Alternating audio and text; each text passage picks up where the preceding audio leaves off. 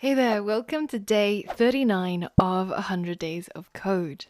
Now, today we've got a two-part series, and this is the part one of your Capstone project. So we've been learning about APIs for quite a while now, and we're going to be using a combination of different APIs to create a cheap flight finder. Part one, our programming is going to find amazing flight deals just for ourselves. And in part two, we turn this project into a fully fledged product where we can start signing up users to use our service. So I don't know about you, but I'm a travel aficionado. I absolutely love to travel. I'm the sort of person who can't stay stationary in one location. And one of the reasons why I teach programming online is to be able to travel and work from different places. Now, I'm not that picky about where I go. I think everywhere I go, there's beautiful people who can teach me a lot of things. So instead of planning a trip where I have one destination and I plan out the time and date, I actually just look for a good deal. So when I can get a flight that's really cheap and it's to a location that I want to visit, then I pretty much just go for it.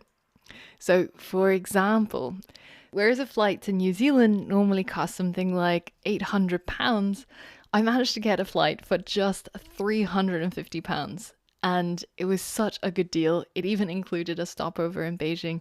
I was able to get some tasty duck before I went on to the next 12-hour flight. Another case was Japan, where the flight normally costs around 500, 550, and I managed to find a flight that was just a £250 return. And the savings on the flight meant that I got to eat some extra tasty sushi. The way that these deals come about is, imagine if you go onto a flight search website and you look for flights anytime in the next 6 months, every day for lots of different locations, then you will see that at some point one of the flight prices will come up and it's much lower than what you expect it to be. And that's how you get a good deal. But of course, we're too busy to do that every single day manually. So here's how my program works. First, we have a Google Sheet which keeps track of the locations that we want to visit and a price cutoff. So a historical low price. For example, maybe I want to go to Kerala and visit Cochin and eat some tasty South Indian food. Well, maybe I would set the price at £350 return from London. So we take this data from our Google Sheet with lots of different locations and their lowest prices, and we feed that into a flight search API, which is going to run every day searching through all of the locations, looking for the cheapest flight in the next 6 months. When it comes up with a hit and it finds a flight that's actually cheaper than our predefined price, then it's going to send that date and price via our Twilio SMS module to our mobile phone so that we can book it right there and then. That's the theory of it, but let's see it in action. So here I've got the code for my personal flight club and I'm going to run it, and we're going to watch my phone and wait to see if there were any good deals that they found today. And we get a text message from our Twilio account. And there we have it.